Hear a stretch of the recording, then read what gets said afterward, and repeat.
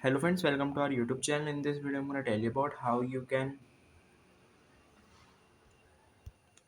fix heating problem in your Samsung Galaxy smartphone. Before watching this video, if you have not subscribed to our YouTube channel, then subscribe to it and like our video. So let's start friends. First, you have to simply open your settings, then click on apps. Here are search. You have to write here system, then click on system, Android system web view. Click on storage. Here you have to clear cache this and press back. Then again you have to go to search and write here Google Play services.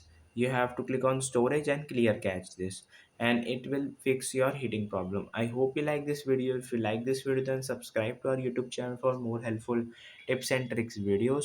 See you next time.